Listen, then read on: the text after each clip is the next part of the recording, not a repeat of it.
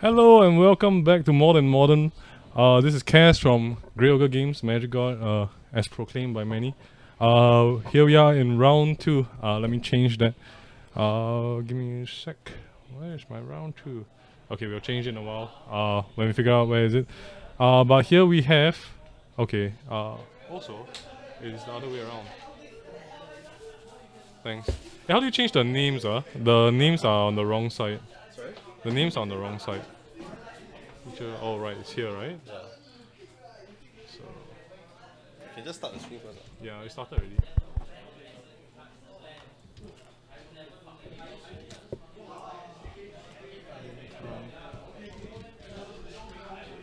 You all managed to fix the.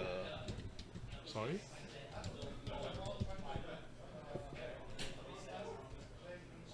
You all managed to fix the volume issue. Yes, I think the audience was saying it's fine. Okay. Yes, and here we have Ian Tan on the left and Hafiz Abdul on the right. Ian playing his I've seen this deck. So basically it's green ramp and it plays paradoxical engine. So what it does is that it taps there's a whole bunch of cards that basically tap for extra mana. And he every time he casts another creature spell, he untaps those cards. So he basically ramps in a pseudo way to get his Ulamox, his Emrakul. So it's like a pseudo-tron. Yeah, she's coming back. So the deck is very interesting because I think the list was not very well established, and he's playing it, and I've play tested against it, and it works great. There's Collector Company, so he hits a whole bunch of ramp cards. There is also all his strategies to take. Yeah, my dinner is being stolen by some hamster. So yes, I don't get to eat dinner, unfortunately. Hey guys, I'm back with dinner. Well, my dinner to be exact. But half is taking to a very slow start. Overgrown Tomb Swamp. Not too sure what he's playing yet because not too much information has been revealed. So and the coloring seems a bit off for the camera. I don't know why. It's very hard to recognize cards. But Westville Abbey, Forest, Collector Company hitting a couple more ram creatures, and of course we see Emrakul inside, and that is one of the cards. So he has, if I recall, he has either Tooth and Nail or Call of Calling, and he basically rams and just tutors for it. She's staring at me while stealing my dinner. There's nothing wrong with eating a person's dinner. Oh, you think so? So happily eating my fries. Okay, I have Regret. bad news for Cass. What? There's a strand of hair inside. It's not mine, I swear. So to save your life, I'll help you eat this bag of fries. Oh my gosh, it's terrible. Yeah, I think Ian is just waiting for himself to draw either a Call of Calling. Well, he also has Ulamog in his hand. So, and of course, Ulamog on turn 4 against a 2-lander Scavenging Ooze, not the best start for Hafiz. For those who want to know more about the cards, you let me know in the chat. Do let us know in the chat, and we will go and get the information for you so we can display it. I don't know the cards, the names. But yes, we can bring up Paradoxical Engine.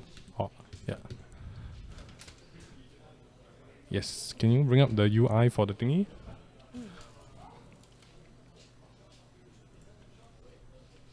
Yes, Paradox Engine are one of the key components for the deck.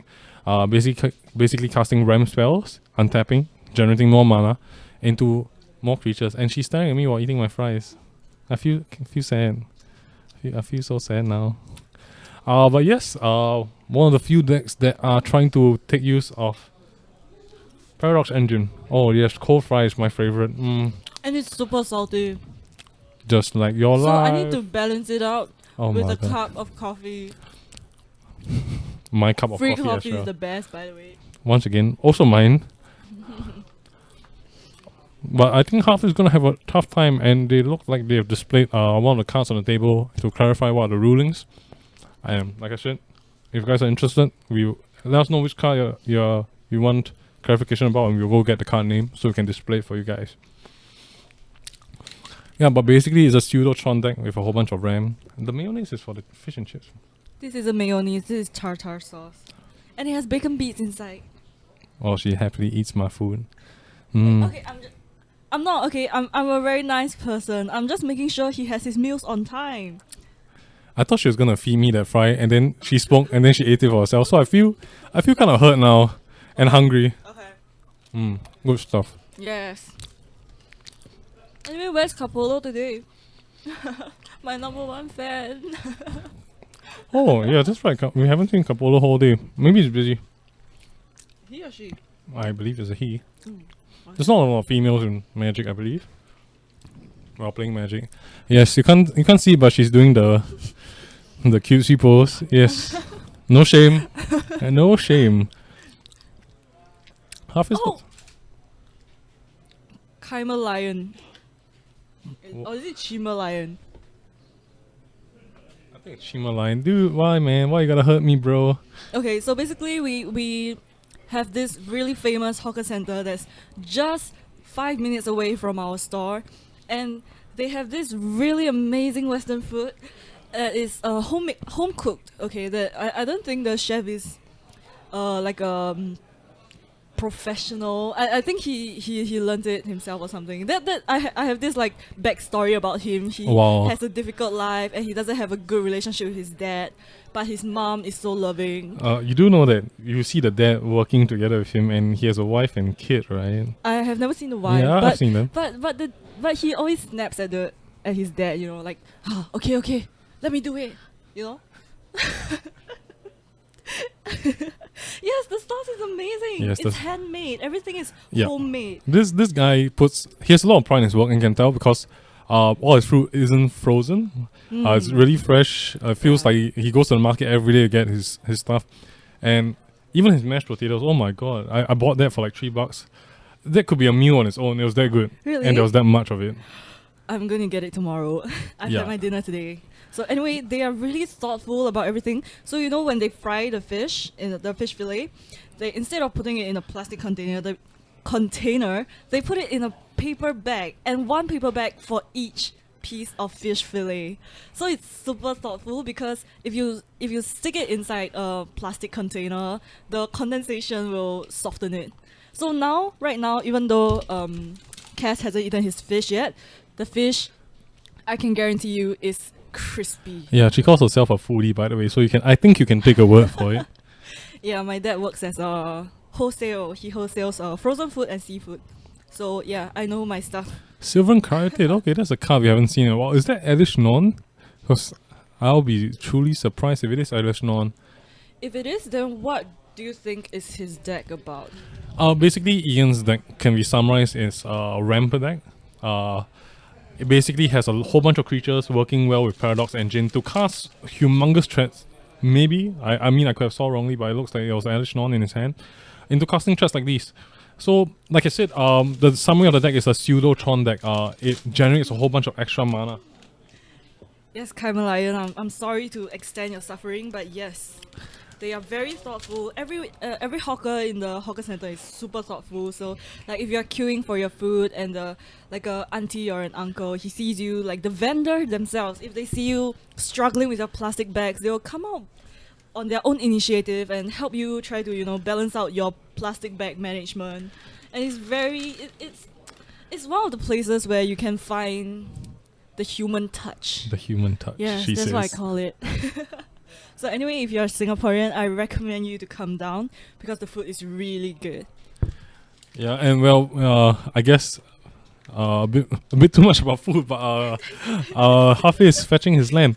We still have not seen a whole bunch in his deck. He might be playing regular Abzan, because we saw Scavenging Ooze main board, we see Godless Shrine, we see Temple Garden. Yeah, so it's very curious. We haven't seen a Thoughtseize or Duress of any kind. I think there was a Duress game 1 or Thoughtseize game 1, but nothing too flashy. But yes, it is Elish Non in Ian's hand, and that is a very sneaky card because he has 2 more Sylvan Cryptids and a land, so it means that on turn 5, he can cast Elish Non.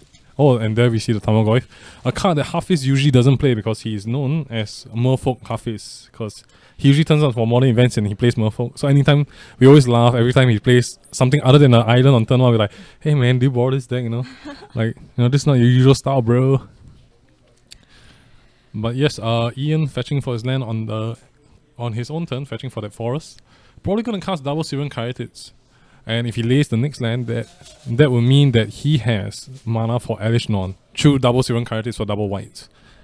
And that will also mean Dark Confident, Grim Flayers, everything dies. And that is a bad sign. And she's stealing my coffee again. Or trying to look as innocent as possible while doing so. But I can tell you, I do not think it's innocent. Yes, we did not start the timer. Now it is 39 minutes into the round. I mean, 39 minutes left into the round. No, it's from this thingy. No, this thingy. So, down from this timer. Change this timer. Change it to? 39. Okay, so start? Yes. Okay, is it loading? Change it. Should be loading. Well, sorry, I can't pronounce your name. It sounds like Kaimalion. Kaimalion or Chimalion. But yes, I do think that meta games are non-existent for us normal human beings and normal players. I think it's the other side, right? For the Yeah. I just want to make sure that the timer is working. oh, okay. So, meta games will probably involve players of the higher skill level. Same with any other game, Overwatch, Dota. So usually what happens is that if you're a skilled player, when you play against a deck that's not horrendously unfavored for you, usually find a way to beat the deck or beat the player. So that is why we see pros inventing decks and playing dirtily decks and still doing well. And that is how they give us their deck list, and we try it and we perform sometimes horribly and sometimes fantastic. She steals my fish. Who said I was stealing it? It was for his own good, okay? Oh my god, no, I'm not gonna take it. I'm hurt now. I'm hurt. She tried to feed it to me and she took it away. It broke my heart, man. It's terrible. Alright. Anyway, I put his food out for him so he can eat. Yes, for sure. I can eat. So back to the game. Hafiz leading off with a Tasiga, tap out Tasiga into a Abrupt Decay. I don't think for this matchup, Abrupt Decay does slow down the tempo that Ian has for his ramping, but not great against Syrian Karatids simply because hexproof. And he still has the Elish Non. Oh, okay. Collected Company looking for that ramp. Abrupt Decay, one of the premium removals in Modern, simply because it cannot be countered. So even if your opponent has expensive Chalice of the Void, does not work on this. I believe so. I believe so. We can check on it. Yeah, but for those who are interested, we can try to look for the rest of the deck list for you. And yes, it is. So basically, there's whole. I think he's running Fonk, basically not Turbo Fonk, but Fonk into ramp. So what happens when he ramps? So like I said, so if he had casted double Syrian Karatids on turn 3, he could have casted Elish Non on turn when he laid the 4th land. So that basically means he can cast anything that's 7 and above.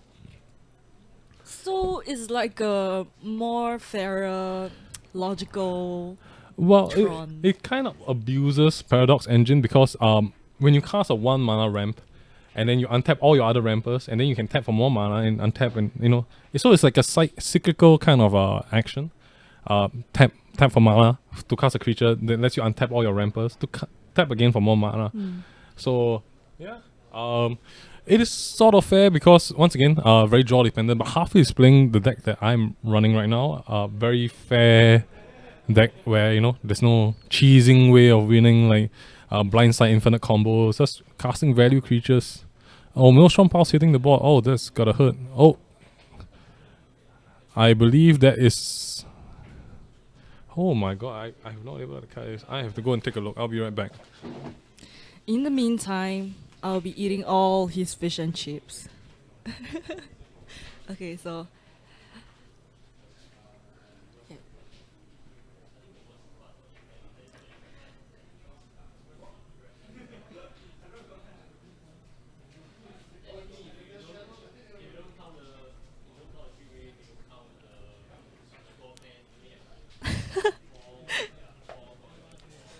Kamalai is my best friend now.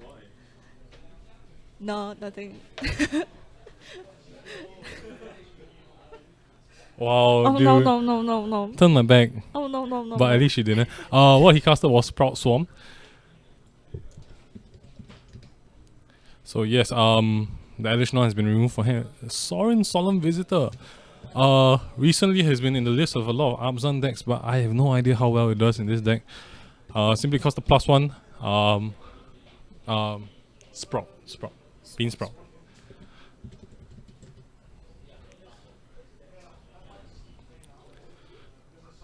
So Sprout Swarm, create a green 1/1 Sapling token, can be convoked.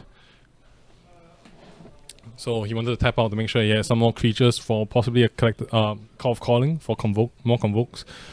But yeah, Solemn Visitor, not a card we often see. Though online I've been seeing like one-offs of this card. Not too sure how it is in this matchup though. No, Sorin. Then it's a comma, Solemn Visitor. Yes, 4 mana, creatures you control get +1/+0 and lifelink until your next turn. -2 get a 2/2 black vampire, and the -6 you get an emblem with at the beginning of upkeep. Each opponent's upkeep, the player sacrifices a creature. Every ability seems very subpar. I'm actually not sure why Hafiz would want to play it. Because one, you probably will not always have an aggressive hand, double Tarmogoyfs or Grim Flayer. So Carmeline just said it seems pretty hard to reach a critical mass of green idiots against removal decks. Well, Ian's deck has a lot of 2-for-1s. So when you're playing Abzan, besides Maelstrom Pulse, which that occurred, usually you do, for Ian, you do get to sneak in a couple more green creatures before the 1-for-1s or the 2-for-1s occur. Cards like Collected Company are great against the Abzan deck, because they have maybe 1 or 2 sideboard cards like Damnation, Engineer Explosive to deal with like swarms. So I think it's not great. I played Abzan personally, and usually when the board is swamped, all you can do is try to stall the board, cast Liliana on the Veil, try to ulti it, and hope you stabilize again. If not, Damnation to stabilizing the board. Yahini's Expertise is a card that you could try, though I don't think it's great, because -3/-3 doesn't always kill and doesn't always have a clean sweep for yourself. That's true, yeah. So yes, I guess like Sorin is a questionable sideboard, and that's how I feel. But in this case, it's actually great because 1 more power means Ian is on a faster clock, and he has a whole bunch more life to play. But when your opponent is playing Emrakul's, I'm not too sure how life points are too relevant. I see. I understand. Easy. Give me my fish. I'll eat it later. So you guys can't taunt me. You bad people. I thought you were my friends, even though it's my first time streaming in a long while. Yeah, the last time I heard you stream was when you were talking about something about broccoli. Yes. at somebody's request. I don't know who. But Hafiz letting Ian check his graveyard, and there's a Inquisition. So he returned the Inquisition from the Tasiga activation, which is great because Ian has no cards in hand, so it's basically a dead card.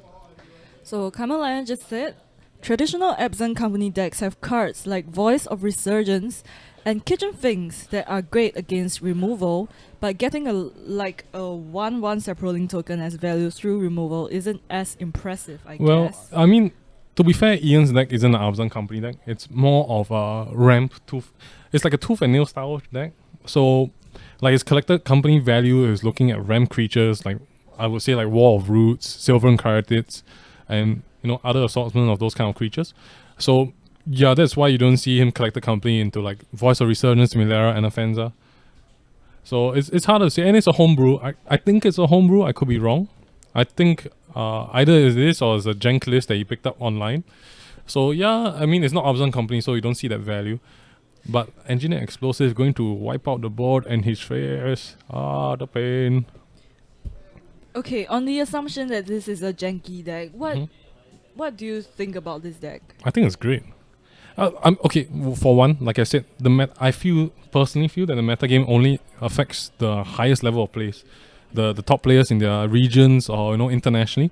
So usually what happens for the mediocre players like myself, is that when we see a janky deck or a deck that we have not seen before, usually we're stumped because we're like, oh, what does he play? Do I keep up this removal? Do I keep up this protection?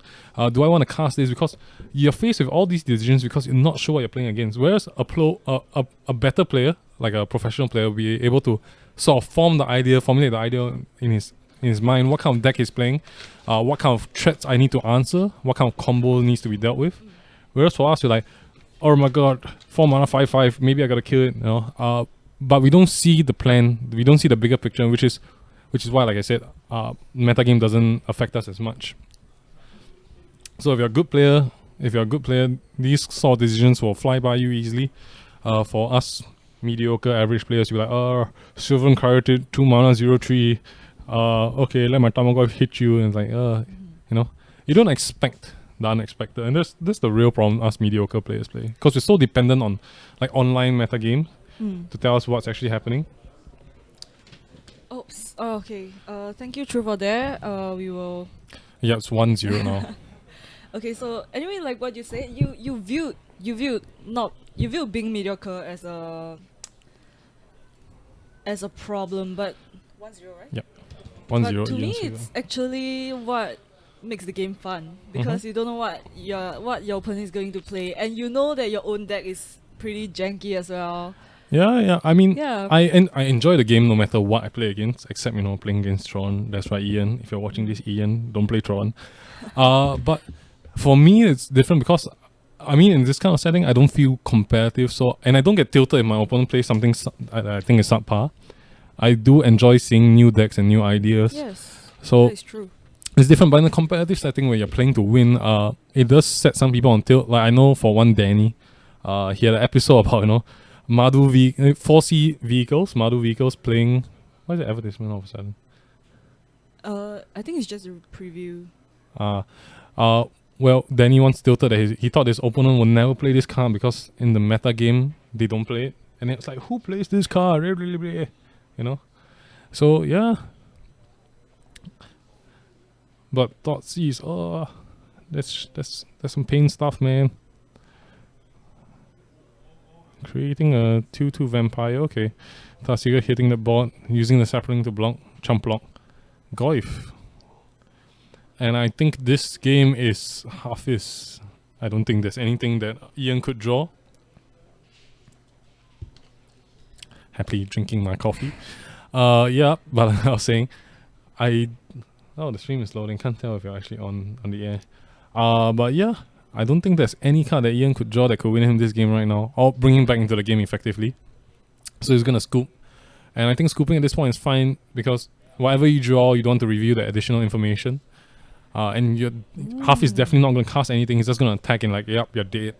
Yeah, so that is actually a pretty smart way to concede, because I never thought of it that way. Yeah, I mean, to me it's just, if you can't win, just scoop. It's more like there are certain situations where you don't scoop because you want to get more information out of your opponent's deck. But if you know that you're dead anyway and whatever you cast is free information for your opponent, it's okay to scoop. It's better not to risk it. Yeah, so I think there was one game where I was playing against Blue Tron where I went Inquisition and realized my opponent had Natural Tron plus Ugin. And the reason I didn't scoop because I think that was my first time playing against Blue Tron. So I was like, okay, I gotta find out more intel, so I'm just gonna sit here and take a beating the Hadoukens from the Spirit Dragon and pray that he casts things so that I know what's going on. And usually that's what you want to do when you're up against a deck that is Magic God. No, I know the theory craft. I know how to try to be a good player, but I'm just not a good player. I'm just Yeah, but Ian going to a sideboard, I think on the play, he has a whole bunch of options. Though I think his game plan won't differ because at least 60% of his deck revolves around his main focus, which is to ramp into his combo.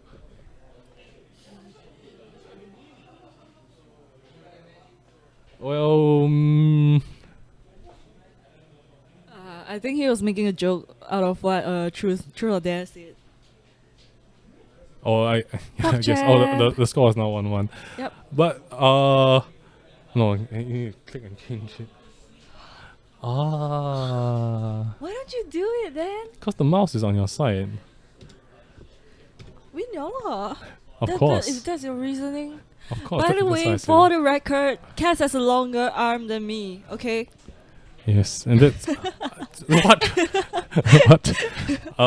But yeah, I think Ian can't really change up the game plan. He can bring a couple of sideboard cards, but I think his game plan doesn't change too far off. And yes, Miracles is a hard deck to play. It looks enjoyable, but I think, if you're a GP, playing 9 rounds of 90-minute games will end your life. It will shorten your life and your temper, for sure. Yeah, speaking of miracles, it actually reminded me of school.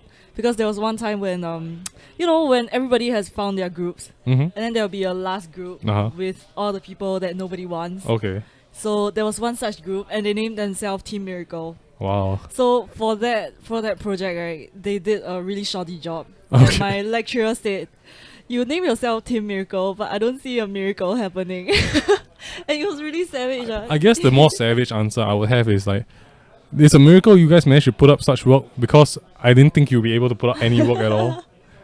Oh wow, that's like a next level of low expectations. Yeah, but I mean, if I was in a group, I'll definitely name it like Outcast, with a K like the old band, and like sing hey. That sounds really edgy. It's Come not on. I'll name it like a Team Paria. free fish and chips. Don't eye my fish and chips while you say that, woman. It's mine. No cool. No cool. Okay, so if you think Team Fish and Chips is better than Team Outcast, let us know in the comments. Oh, my team is definitely better, man. Outcast. Hey, man, if you're Hey, free fish and chips. Anybody who hears it will feel better. if you're at least 20, you have heard the song Outcast. Hey, No, I'm not gonna sing on stream. Sing it. Hey, I'm not gonna continue. No, no, this is a bait. This is a trap. I'm not gonna sing it on stream. That's not cool. Don't make me do that. But you have surely heard the song. It's so popular. Yeah, it's terrible. She's laughing while eating my chips. Hey, I haven't touched your chips ever since. Ever. I think I have like 3 sips of my coffee and it's half done. It's half done. Okay, anyway, the game has started. Wait, did Ian mulligan? No, this is first draw of 7. Oh, okay. So his hand has a whole bunch of lands. Doesn't look like stirring Wildwood. Half is deciding to mulligan his hand. Yep, I think he needs a Thoughtseize hand. I don't know. She just shoved her face into my mic and started sipping from my coffee while giving me like the pervert face. Yeah, you can't see it, but hey, man, I'm gonna like workplace harassment. Okay, so what happens when we are being auto-hosted? Somebody is basically hosting our video on their stream. I think so. Oh. But yeah, WNY_gaming. Don't know who you are, but I guess thanks for auto hosting us. No, there were a couple of people who did that earlier. Really? Like when the stream started, yeah. Oh, Capolo okay. is one of them. Oh, Capolo, okay. That's cool. So while he's streaming our stream, he must be saying, "Check out this female voice, man. She's adorable." Okay. I'm just gonna say okay. But yeah, like I suspected Hafiz did mulligan to a hand disruption spell, which was a Inquisition Cosmic. And is that Vern Ringmare? I don't think so. It actually does. What's it called? Vern VRYN Wingmare. Rin. It does look like it. Rin. I could be wrong. Ringmare. But this is basically Unicorn Talia.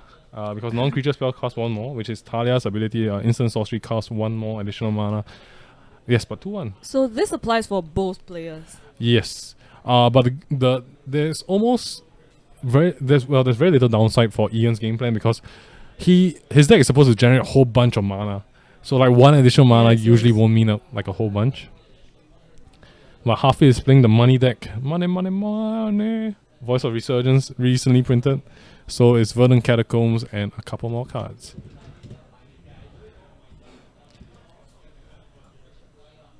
If you didn't know, when I originally looked at this card, I was confused. Like, where's the animal? Where's the picture? And then there's actually a deer in the picture. It's a man deer. It's a man deer, but it's an elemental.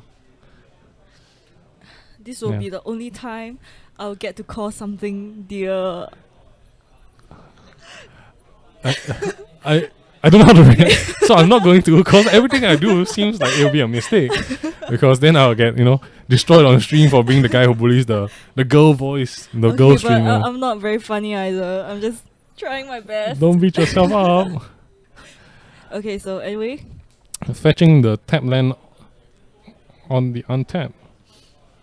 I mean, yeah, on his opponent's end step. We lost 2 viewers. Oh, that joke though. So I think what Hafiz has, he has double black now, so there's a small chance that he has a Liliana of the Veil. He might also have, if he has a land, he can cast Darcia, keep a whole bunch of mana up as well. So Hafiz has to make a decision point because he already knows all the information that he got from Inquisition is out on the board. The only thing he doesn't know is the unknown card in his hand, so he has to make a crucial decision, I feel. Happy sipping away my coffee. It feels bad. She's drinking away to her side, so I can't drink it. But yes, Hafiz looks like he is not going to attack. He's just going to pass the turn mana up. His lands could represent Damnation, could represent Maelstrom Pulse, Abrupt Decay, Power, Fatal Push, whole bunch of removals that the deck will probably play. Yeah, so I mean, if he's not casting anything, seems like he's holding up removals. If not, he could have casted a Tarmogoyf and kept at least 1 to 2 removals up. It's quite strange though. Can't tell what's in Hafiz's hand from this angle. Yeah, that's something we gotta work on to get in the future. But Stirring Wildwood being activated for the attack, so Ian taking the aggressive part of the plan, just pressuring the board. And Voice of Resurgence token doesn't give a whole bunch of value. Oh, Voice of Resurgence! Oh, I mean with Restoration Angel into a block.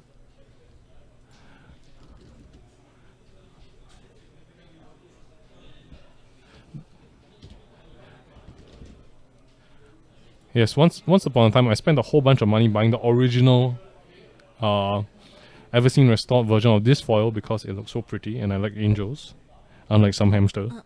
So, yes. And did you know that the original foil now is about the same price as a normal Restoration Angel foil? I mean, the Modern Master Tree one, so it's quite scary in terms of price. But I think Ian didn't play around the Restoration Angel. A card that we now no longer see because Restoration Angel has been phased out for Grim Flayers in the deck. So yeah, I guess it was fair he didn't play around, he went aggressive. Grim Flayer, pseudo Dark Confident. I mean my personal sentiment is it's okay. Delirium is quite hard to hit in the deck, but 4/4 for the rest of the game if you do manage to hit the Delirium count. Alright. What? No, I thought you made a noise like the What just happened? I'm confused.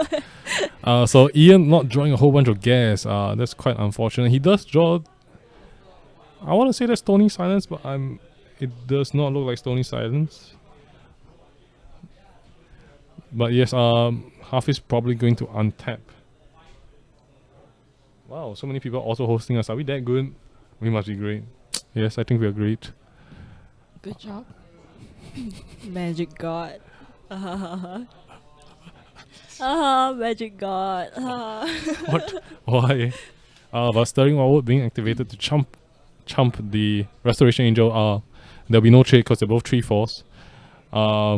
Yeah, and he just takes no amount of damage. Though it does make Ian tap out most of his lands and if not his ramp creatures. Looks like he's gonna follow it with a Maelstrom Pulse.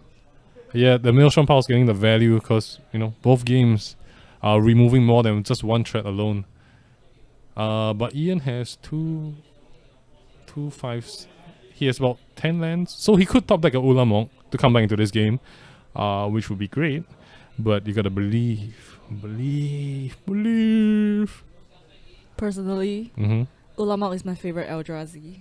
Well, you just said that about Emrakul. Oh my god. What? He's just a floating island. With tentacles. No. What? I just said I like. No. Yeah. Oh my. You guys can't see it, but yes, weird things are going on in the booth. Okay, so anyway, Ulamog. I like the Ulamog that mills 20 cards. Ceaseless Hunger. Yeah, that one. Because Yeah. that sounds like an asshole card. I think it's quite balanced as compared to Emrakul, where comes into play, removes a whole bunch of stuff, Annihilator. Mm. Hafiz. I mean, Ian has a lot of live draws, in this game, but I think the number of live draw he has compared to dead draws is not as much as his dead draws, and that's unfortunate because he can't put like multiple copies of Ulamog, like numbering 3 or more. He probably plays 1 or 2. Same with Emrakul, because drawing in an opening hand, it's quite bad. It gives your opponent a whole bunch of intel from like a Thoughtseize or Inquisition. But I've not seen Paradox Engine. I don't know where it is. I'm quite upset that it's not around. Oh, he did draw it. Dun, Did he? dun. Yeah, he drew it. Top deck talent. If we could put a soundboard, I would play. No, he drew Ulamog. Dun, dun, Ulamog. Oh, Ulamog. Okay. Yeah. Oh, but he didn't cast it. Does he not have enough mana? Maybe I'm looking at it wrongly. Is it 2, the 3. Ceaseless Hunger? Yeah. 3, 5, 7, 5. Oh, he only has 8. He only has 8 lands. Beauty. Oh, he only has 8 lands. He needs 2 more. Oh, Wall of Roots. Still missing 1 more land post this. So 2, 5.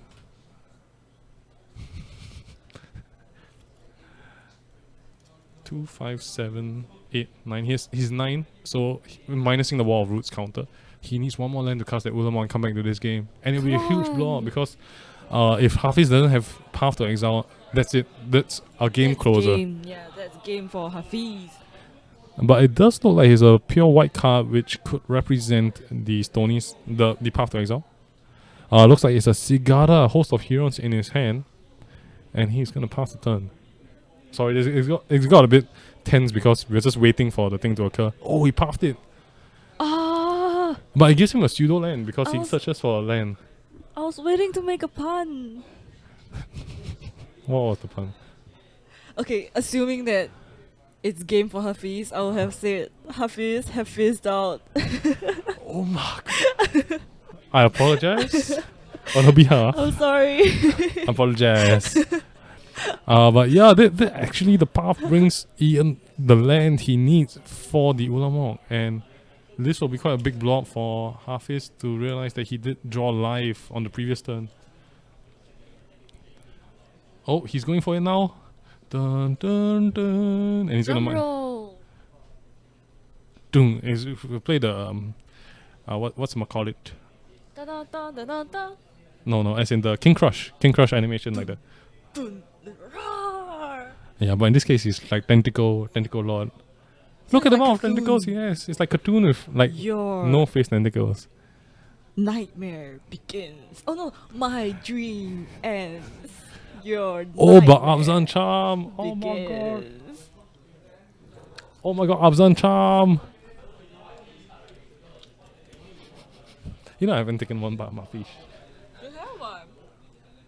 No, I haven't. Yeah. Yeah, in a while. We have like 10 more minutes. And this is the last game. 7 Kinetic coming down to stall the board. Hafiz's Scavenging Ooze will become humongous. Or become immense, as I would say. Because there's a whole bunch of creatures. In both graveyards.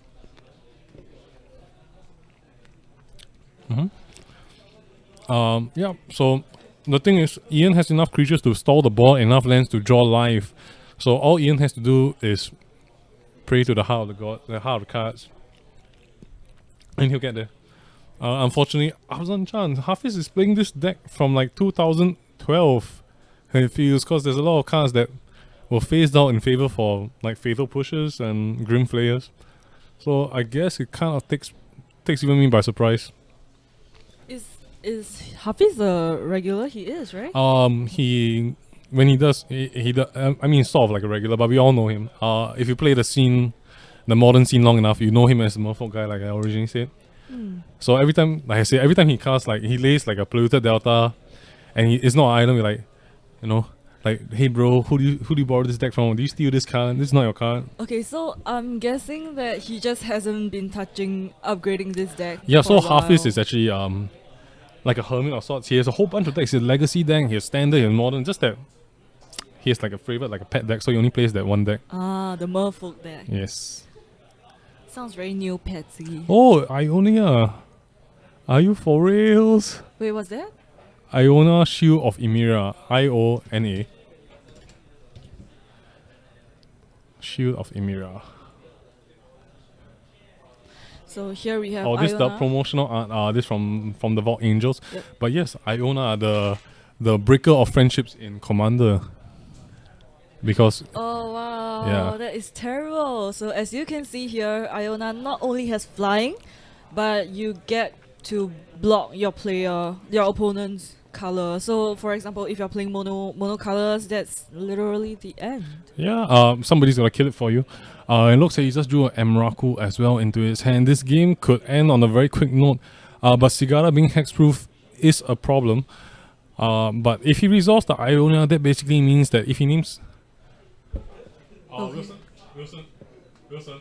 Okay, something wrong has happened to our Oh. live counter app.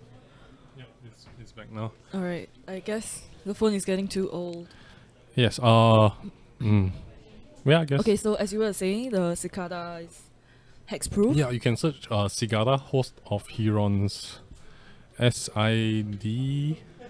No, not Cicada, not the bug man.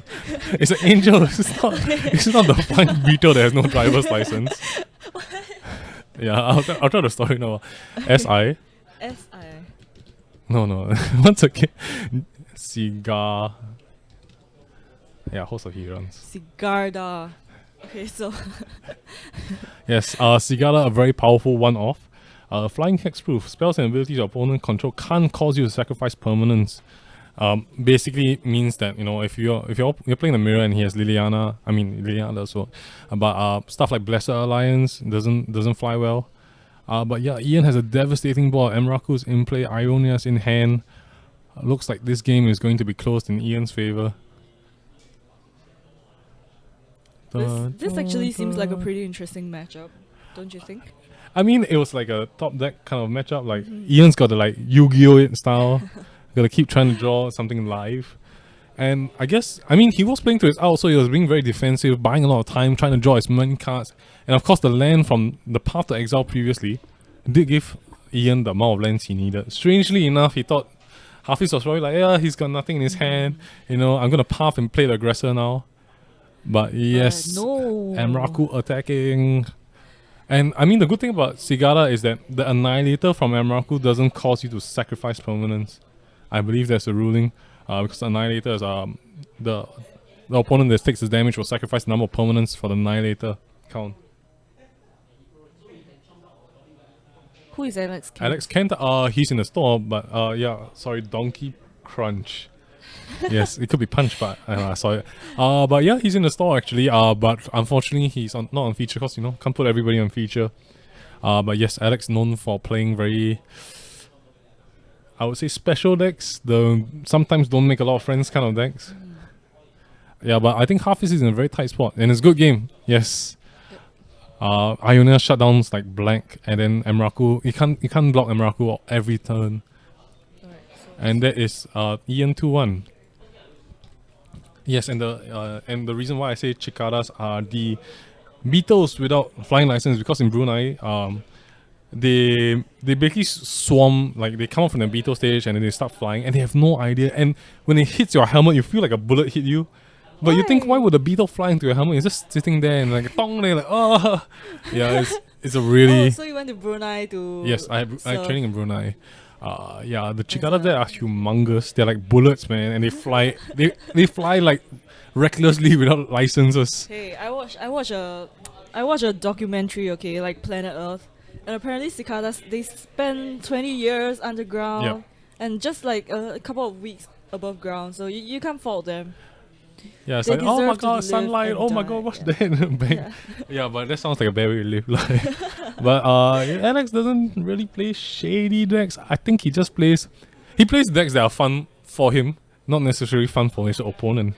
But yeah, there's 5 minutes left. We're gonna take a short break, so I can eat my fish and chips, and she can stop eating my food and drinking my coffee. That has never happened, guys. Yeah, that's a lot. Never. But yeah, we're gonna take a short break. We will be back in about 5 to 6 minutes. So, So tune see in. you. We're supposed to say the same Okay, word. okay, alright. So 3, 1, 2, 3. tune See in. you. Okay. I'm not gonna try this again because I'm getting hungry. All right. Okay. We'll see you guys in a bit.